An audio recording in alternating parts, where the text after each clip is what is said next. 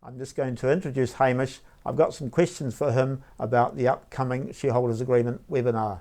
Now, the first one I want to ask Hamish is, where does his experience come from? What's he learned over the years that he's been dealing with business owners and shareholders agreements? Thanks, Jamie. Well, I've been a lawyer for 20 plus years, and I've always been interested in companies, businesses, and the structures put together. So I have dealt with a lot of shareholders agreements over the time, both personally through being a partner in a business, which is similar to a shareholders agreement, and with all of my clients who are setting up a new business, I always recommend a shareholders agreement to be dealt with. I feel it's a good first tool for clients to use to know and understand the people they're going into business with. Now, Hamish, I've seen shareholder agreements that are 10, 15, 20 pages, 30 pages long. Can you tell us in less than, say, a minute, what is the core purpose of a shareholders agreement? I like the way you say in less than a minute. I am a lawyer. I do operate by 6-minute units. However, to me, that the main point of a shareholders agreement, and what I like to get my clients to do at the start, is to tease out the way that you wish to operate together. It's not the business that you are running, whether it be a sheet metal factory to an accounting firm. It is more the way in which, as shareholders, you will interact with each other and you will run the business that you have. Hamish, what are the 3 most common reasons for shareholders to invest in a shareholders agreement?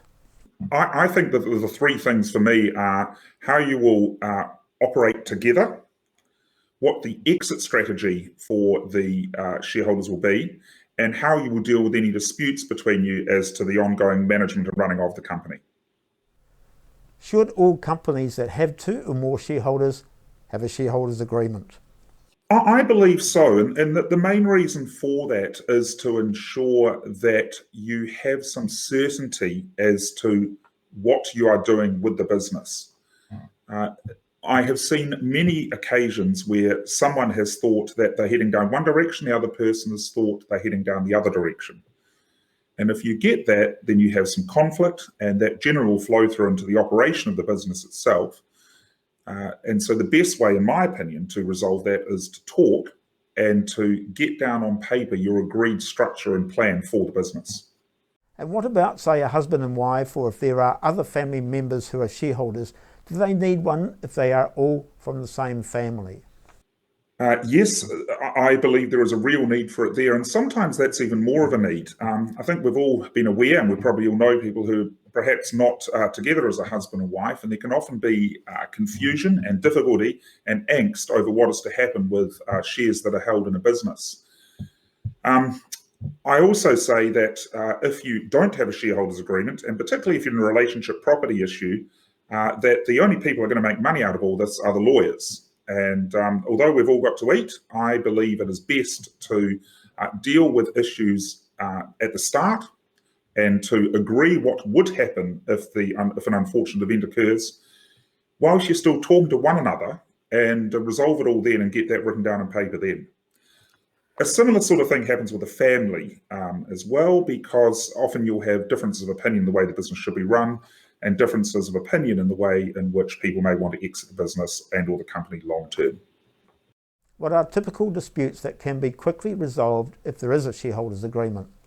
There are innumerable ones, but I think a good 3 to take away are: what happens if more money is required to be placed into the business or the company, whether that for the expansion or general trading? What is the exit strategy of everyone, and how would people exit the business, and or how would the company itself exit the business it's in? And the roles that each person is going to take in the business or in the company. Typically, what sorts of disputes arise when there is no shareholders agreement? Well, I think I've already referred to it, but the people who generally win are the lawyers and the accountants.